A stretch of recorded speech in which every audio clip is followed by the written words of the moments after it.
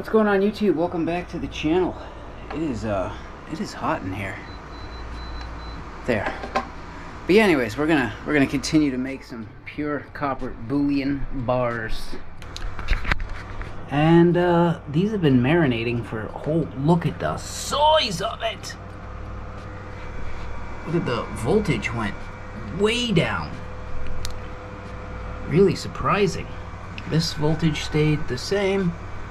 Oh my goodness. So these have been just chugging along for 5 days. I think the last time I touched these was last Sunday. Besides just topping up fluids like a couple times during the week, other than that, haven't really done much here. So the only thing I have done is I've been adding copper sulfate powder, the pure stuff, to see if this one will start harvesting like this one. And I think this is going to be a good test right now. So first off, the weight of these things is insane. Those are some chunky monkeys right there. So this top one, this one right here, is the one that we've been adding the copper sulfate powder to make it harvest easier. But I guess let's just test this one first, which, yeah, you can pretty much see that it just falls right off. Alright, so we got the first one all cleaned up, and I weighed the harvest. We got 3.1 pounds in 5 days off of the other wire. So now we're going to try this one, because before this one was not producing as much and it was harder coming off the wire. But we've been adding the copper sulfate powder slowly, and you can see it does seem like it has made a difference. I feel like it's not all the way there yet though. See, some of them are really still hanging on. But it has made a difference. Probably still will need channel locks, but you can see the wire starting to turn purple like the other one. I never did this before. It never turned purple like that. So let me finish harvesting this, and then we'll weigh that up and see if it at least caught up and is producing the same amount. So there's some parts that literally came right off the wire, but it is it's still, you know, it's still chunking up, and it's still really hard to get some of the stuff that's really down close to the bottom of the wire. So as I harvest this, it's gonna keep, you know, get bigger and bigger and bigger to the point where it just becomes not worth using it again. So I would say probably the next time I have to filter fluids, I'm going to take that fluid and just get rid of it and replace it with the copper sulfate powder. What are you doing, Duke? What are you doing, buddy? Did you miss me? Did you have a long day? But anyways, we had this one. We just got 3 pounds exactly. So these seem pretty close now. You know, we had a fresh bar in both, clean wire in both, ran for 5 days, and we got 6 pounds total, 3 pounds each. Seems pretty good, but I still don't like the way that one, as you get down to the core of the wire, it's really hard to get it off. Except for some sections, it fell right off, like literally right off the wire. So I'm gonna order more copper sulfate powder And next time I need to clean fluids, I'm not going to bother cleaning that. I'm just going to go use it for something else and put the copper sulfate powder in there, because I like the way, I don't know, it's like there's a difference. And I'm sure once we do and top it up with fresh copper sulfate powder, the pure stuff, that'll fix it. It should. Well, we'll find out eventually. But we're up to 18 pounds now. I mean, this is quick. I mean, this bucket's filling up pretty quick. I honestly feel a little guilty sometimes that I leave Duke here by himself, you know, for 6 days a week at least. And he just kind of does whatever. He fends for himself, goes and does whatever he does. So I try to feed him well. So he's got a little treat tonight. Got a little bag here, all cut up. Steak tips. I'm not gonna cook them. He likes them raw. But he's got some shrimp and steak tips for tonight. He's gonna go nuts when he sniffs that out. Man, as soon as I said it, I go in the other room and all of a sudden I see like coming out of the barrel of a gun. Except it was a cat shooting through a cat door. Flew across the kitchen and landed right in front of his dish. Had to have smelled it from a mile away. Oh, he is chowing that. Is that good, buddy? Is that good? Oh yeah. Kitty's in heaven.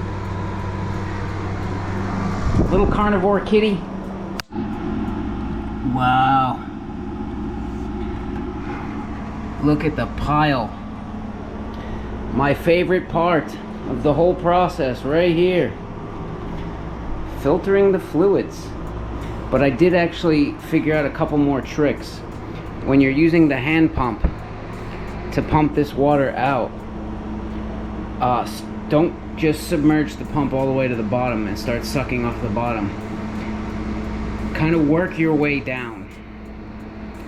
Because if you start at the bottom, it does actually start pulling that stuff. So you want to pump from the top and then work your way down. And also, I just throw a piece of copper wire over the rim, put the funnel in, and now it makes it a lot easier for me to fill that up, let some air in. But generally speaking, you know, with the hand pump, this is going a lot better, a lot smoother, a lot quicker, the whole nine, you know what I mean? But we might have to upgrade these truss systems at some point. Because I noticed on the other one, the drywall screws are completely rusted and look like they're hurting. So the pine seems to be fine, the wood seems to be fine, it's just the paint that's kind of coming off of that one a little bit. So I would say maybe we go with a hardwood, oil-based polyurethane and decking screws, or a PVC in the next creation. I don't know. But until it's broke, I'm not going to fix it.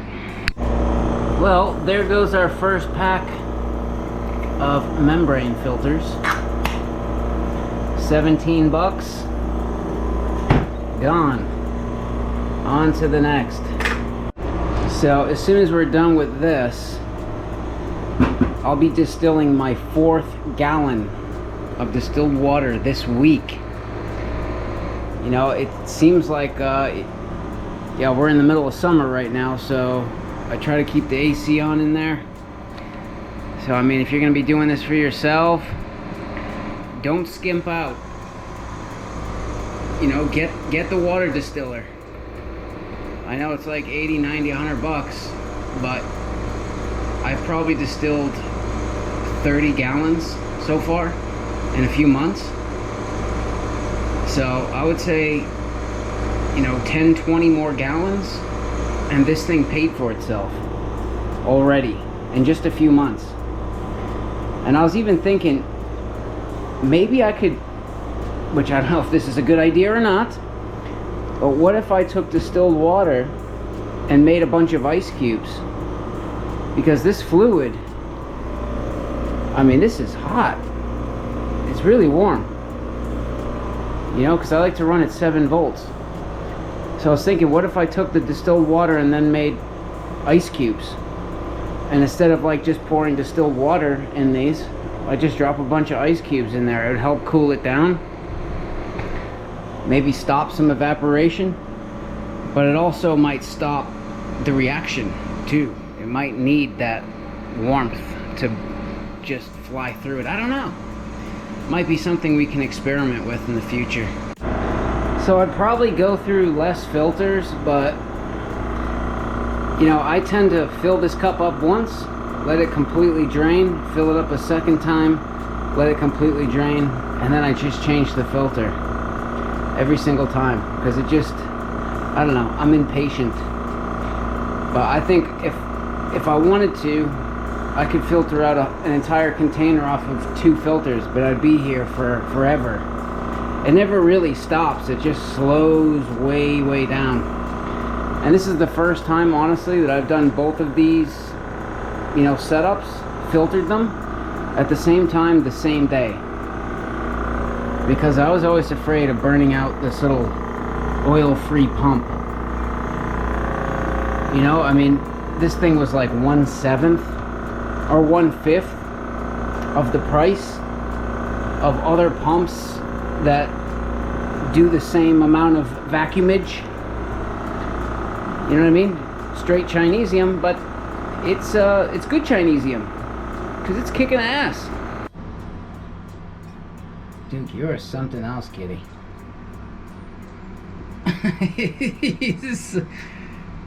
He's a funny boy. Yeah, so as you can see by the title of the video, I was considering trying to make the working class Bullion mint, I guess. You know what I mean? So I ordered a few things.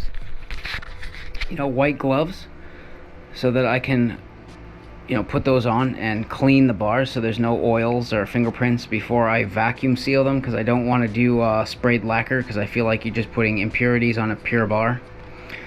I got a custom stamp. It was like 80 bucks, but it's the size of a penny. And it's the working class logo, the little, the brain with the hard hat. Yeah. So I just want to stamp them, make them look a little bit more professional. Like, I did want to kind of hold on to my copper because it's a good store of value. But I figured, well, I don't know, maybe I can create value now. Because back when I started making these scrap bars, like I had no idea that like a couple years later I'd be making pure, like Bullion grade bars. And back then when I started, there wasn't really a Bullion copper market. There was just so little out there. But all of a sudden in the last couple of years, it's exploding. The copper Bullion market is like, it's booming. And for good reason, you know. So I see a guy in France, he's selling 1 kilo bars for 30 bucks each with $55 in shipping, and he's selling the balls out of them. I mean, that's people definitely buy, like, you know, they buy designer sneakers and designer shirts and pay a huge premium, and as soon as you put them on, you lose value. Copper will retain its value, and it will outperform gold and silver in a bull market. So, I mean, yeah, I figured I would give it a shot. So, you remember those 3 big bars that I poured in the last video, and I got a cheap graphite ingot mold, and I had air bubbles in it, and I couldn't figure out why? Well, I figured out why. I figured out exactly why, and I got lucky that I numbered these. So I took those 3 big bars, and I remelted them, and I also melted the 22 pounds of crystal that I had in there.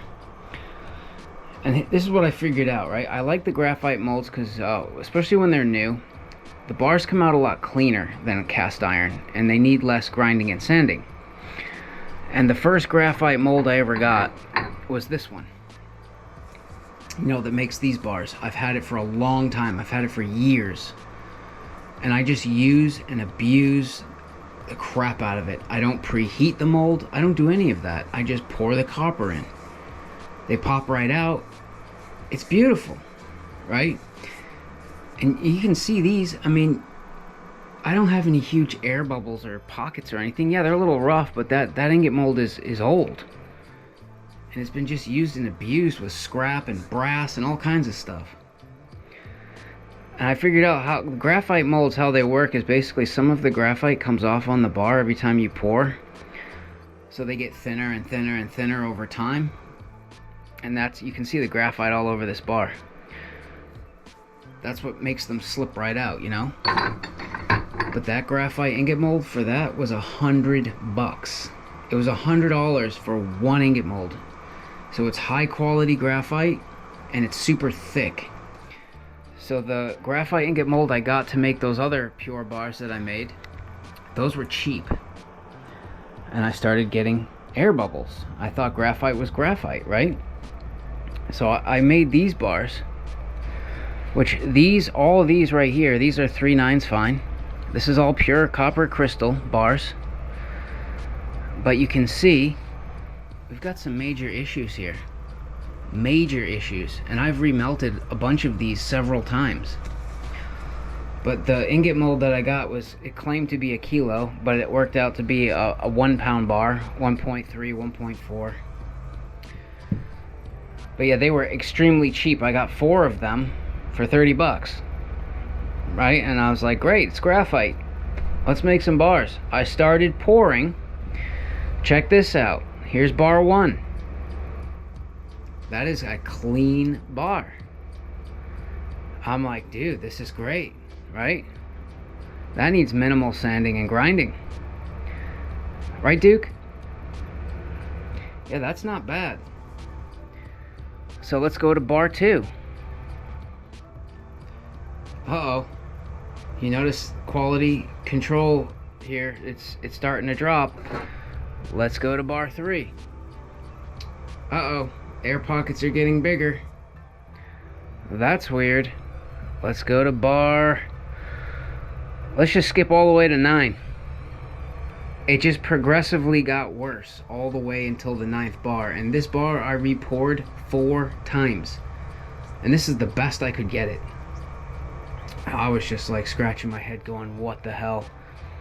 You know, I have people saying, well, you gotta preheat it with the, you know, in the forge. I did. I preheated it. But usually I don't. The graphite ones, I usually just kiss them with a torch real quick and dump the metal in. Easy. But I know everything was piping hot and I still got bubbles. So I tried something. I took graphite spray lube in a spray can, and I sprayed some in the ingot mold, and then poured a bar. Look at bar 10. Major improvement all of a sudden. Duke, you're not helping me here. See that? Major improvement. So then I sprayed the crap out of it again. Bar 11. Look at that. Even better. Bar 12. Hey, it seemed like we were getting somewhere. But then, after a minute, it didn't matter how much graphite spray I sprayed in. They were just deteriorating, and the graphite molds were getting so thin so fast that basically all 4 of them were junk. 2 of them I smashed by accident because they were so brittle and thin. And the other 2, yeah, they were done for, man. By the time I poured just these bars, I have 36 of them. Number 36 is just what was left over. So yeah, this isn't gonna work. This run is not going to work. Yeah, so that was kind of a hard lesson I had to learn yesterday. You know, 5 hours of my time and an entire tank of gas, but you know, this is a learning process for everybody who's trying to do it. And I see, like, I looked at this bar right here and I was like, is that one of my bars? Like, no, everybody's trying to do this. He put an American flag stamp on it, 3 pounds. This looks eerily similar to some of my earlier attempts. You know, but I figured it out. Like, I've used cast iron. Then I went to that really expensive graphite mold, which is superior. You know, even once they get beat up and old, they still come out better than cast iron. And they're still much easier to sand and grind and clean. You know what I mean? And this guy, I mean, he's claiming that this is 3/9. But how do you know for sure? You don't. And he's selling for 120 bucks, 3 pounds. If I sold 2 kilo bars for 30 bucks each, that would be 60 bucks. You'd be getting 4.5 pounds. You'd be getting more copper for half the price. And I want to go a step above. Right? I want to try to go a little bit above and beyond. So this guy's not claiming that they're 3/9, and you can tell just by looking at the backs. Those are not pure. Yep, he's using the same exact cast iron mold that I have. And I had similar pours just like that. This guy, see, this is why I want to leave the brownie side, because you can tell just by looking at these. He's claiming they're 3/9. I'd be more inclined to believe that these are extremely close, just by looking at the backs. So I think it's a shame to grind the backs off, because you can see they're all unique. They're all slightly different. It's like the fingerprint of the bar, but it really tells you how pure it is. But this is my goal right here. This is what I want my bars to look like when we're done. Just like that. Exactly like that. You know, nice and polished, clean, perfect, no air bubbles, no chunks of the bar missing. Nice professional stamp. CU, 3/9. You know, nice even spacing. Sorta. This one's a little off. You know, maybe the weight stamped on there. They're gonna get an additional white glove cleaning, so all of the oils and fingerprints are off. Then they're gonna get vacuum sealed in the bag, and then on top of that, I want to have a YouTube video attached where people can go and see the entire process of their bar being made, from purifying to copper crystal to forge to bar, you know what I mean? And then to packaging and out the door. He's looking for 42. 42 bucks each. Is that because he has free shipping? I don't know. But yeah, I was thinking, yeah, I'm not looking to do this tomorrow. Obviously, it's gonna be like 20 days at least before I get my stamp. And I want to get through all of the impure copper that I have. I want to purify all of that. Start making the finished product in my spare time. And build up an inventory ready to go. And once I have a good inventory, then I was thinking of launching a store. But, you know, see, if I do it through eBay or Etsy or something like that, then Uncle Sam gets involved and it becomes even more expensive. So, you know, I'd like to stick to the, you know, Venmo and Cash App route, if at all possible, because I'd be able to give people a better deal. And if not, and they're not comfortable with that, though, then they can buy it on the Etsy store, but it's going to be more expensive. You know what I mean? I'd rather just cash money. You know, I feel like I'm not going to screw anybody over. You know what I mean? I have a YouTube channel. Like, it would go really bad for me if I screwed somebody over. You know what I mean? Because I've had people that have been, like, sketched out by it before. And I'm like, dude, don't worry. As soon as I get the money, you're going to get a tracking number, like, the next day. I've never done that to anybody. And never will. But yeah, this is what I'm going to try to work on. So, you know, I don't know how fast this is all going to start. But, like I say, it's going to be 20 days for the stamp. But my goal is to try to build some more, like, income streams, right? Because that's what the rich do, right? They have multiple income streams. And I think I'm definitely going to need it in the months coming, which I have another video coming out that will explain. I've had a pretty rough month, and it looks like it's only going to get worse.